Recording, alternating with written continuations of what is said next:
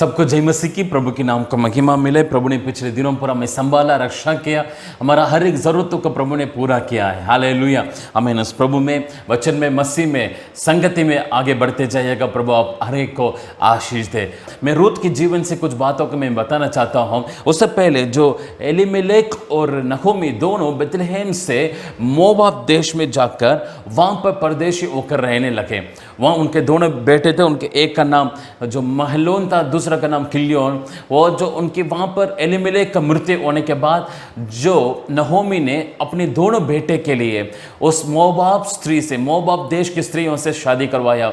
एक का नाम ओरपा थी, दूसरा के नाम रूत। वहाँ पर 10 साल और रखे। 10 साल में उनका दोनों पुत्र, नहोमी के दोनों पुत्र मर गए। महलोन और किल्योन दोनों मर गए। अभी तीनों विधवा हो गए। नहोमी और रूत और ओरपा तीनों विधवा हो गए। जब नहोमी ने अपना देश लौट आने के लिए उन्होंने निर्णय लिया, जब वो अपने ओरपा और रूत दोनों को भी साथ लेकर आ रहे थे, इस 10वें वचन में लिखा है, और उससे कहा निश्चय हम तेरे संग तेरे लोगों के पास चलेंगे। ओरपा रूत दोनों ने निर्णय लिया नहोमी के पीछे करने का, नहोमी के देश जाने का, नहोमी के साथ साथ चलने का, उनके पीछे करने का उन्होंने निर्णय लिया। लेकिन थोड़ी दूर जाने के बाद, थोड़ी देर के बाद, जब 14 वचन में लिखा है, तब वे फिर से उठी और ओरपा ने तो अपने सास को चूमा, परंतु रूत उससे अलग ना हुई। रूत उनसे अलग ना हुई। तब उसने कहा देख तेरी जिटानी तो अपने लोगों और अपने देवता के पास लौट गए, इसलिए तू अपनी जिटानी के पीछे लौट जा। तब नहोमी ने जो रूत को देखकर बोल रही थी, देखो तेरे जिटानी तो अपने लोगों के पास, अपने देवता के पास, अपने देश लौट गए, तुम भी उनके पीछे पीछे लौट जा बोलकर जब नहोमी ने रूत को देखकर बोल रहे थे, तब रूत 14 वचन में लिखा रूत उससे अलग ना हुई। रूत उससे अलग ना हुई। आज हम भी उस परमेश्वर के पीछे चलने का निर्णय लिया है। बीच रास्ते में हमें छोड़कर जाने के लिए यदि हमारा परिवार के लोग, हमारा माँ बाप, हमारा भाई बहन, हमारा रिश्तेदार, हमारा दोस्त लोग साथ चलने का निर्णय लिए होंगे, लेकिन बीच रास्ते में ओरपा के समान छोड़कर हमें अकेले छोड़ दिए होंगे। लेकिन आप जैसे रूत नहोमी के पीछे करने का निर्णय लिया, वैसे हम जो इस प्रभु यीशु मसीह का पीछे चलने का जो निर्णय लिया है, उस निर्णय में बने रहना जरूरी है। यहां पर रूत उससे अलग ना हुई। हम उस परमेश्वर से अलग ना होना है। हालेलुया। हमें रूत जो निर्णय लिया उस निर्णय में बनी रहेगी। आगे के वचन में मैं बताता हूं। तब उसने कहा तेरी जिटानी तो अपने लोगों, अपने देवता के पास लौट गई, इसलिए तू अपनी जिटानी के पास लौट जा। रूत बोली तू मुझसे ये विनती ना कर कि मुझे त्याग या छोड़कर लौट जा, क्योंकि जिधर तू जाए उधर मैं भी जाऊंगी, जिधर तू टिके वहां मैं भी टिकूंगी। तेरे लोग मेरे लोग होंगे, तेरे परमेश्वर मेरा परमेश्वर होगा। जहां तू मरेगी वहां मैं भी मरूंगी और वहां मुझे मिट्टी दी जाएगी। यदि मृत्यु छोड़ और किसी कारण मैं तुझसे अलग हो तो यहोवा मुझसे और वैसे ही वरन उससे भी अधिक करे। जब उसने यह देखा कि वह मेरे संग चलने का स्थिर है, तब उसने उससे और कुछ ना कहा। जो निर्णय रूत ने लिया है उस निर्णय में स्थिर रहे। यहां पे रूत बोल रही है मृत्यु छोड़ और किसी कारण मैं आपसे मैं अलग ना होऊंगा। जैसे रूत बोल रही है नहोमी को देखकर, मृत्यु छोड़ किसी कारण मैं आपसे मैं अलग नहीं होऊंगा। हालेलुया।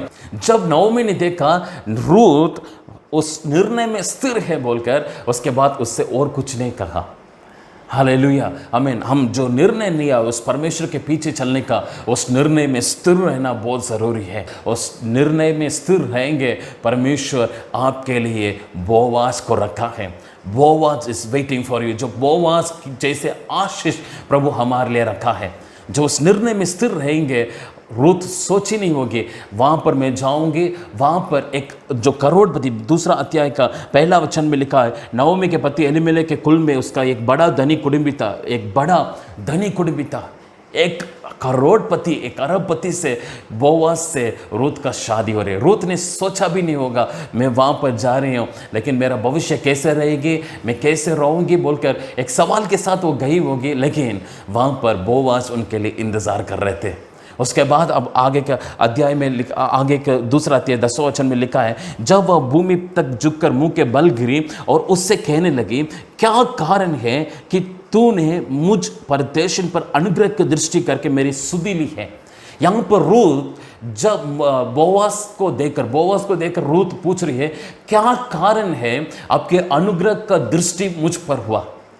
तब बोआज बता रहे 11 वचन में लिखा, दूसरा 11 वचन में लिखा, बोआज ने उत्तर दिया, जो कुछ तूने पति की मृत्यु के बाद अपनी सास से किया है और कि तू किस प्रकार अपने माता पिता जन्मभूमि के छोड़कर ऐसे लोक में आई है जिनको तूने पहले ना जानती थी, ये सब मुझे विस्तार के साथ बताया गया।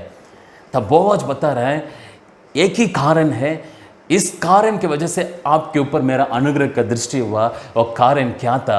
वो कारण यही है, आप अपनी पति की मृत्यु के बाद आप अपने देश नहीं लौटा, अपने लोगों के पास नहीं लौटा, अपनी सांस को अपनी छोड़ा नहीं, नहोमी को अपनी छोड़ा नहीं, उनके पीछा करते हुए आया। जो देश को आप देखा नहीं, जो लोगों से आप मिला नहीं, उस देश में आने के लिए जो निर्णय लिया, ये सब कुछ मेरे को विस्तार से बताया गया। जब बोआज बता रहा है, इस कारण मेरा अनुग्रह की दृष्टि आपके ऊपर हुआ बोलकर। हालेलुया। जो निर्णय आपने लिया उस निर्णय में स्थिर रहेंगे, प्रभु का अनुग्रह की दृष्टि आपके ऊपर होगा, प्रभु के अनुग्रह की दृष्टि आपके ऊपर होगा। हालेलुया, आमीन। आगे के वचन को हम पढ़ेंगे, 4वां अध्याय में हम पढ़ के देखेंगे, जो 17 वचन में लिखा है, और उसके पड़ोसियों ने ये कहकर नओमी के एक बेटा उत्पन्न हुआ बोलकर लड़के के नाम ओबेद रखा। यिशै के पिता दाऊद का दादा वही हुआ।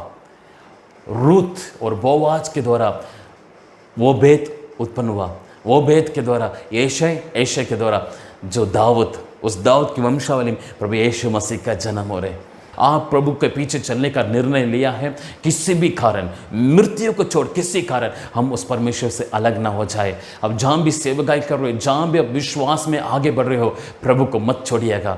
हालेलुया, उस प्रभु को मत छोड़िएगा। जो निर्णय लिया है उस निर्णय में स्थिर रखें।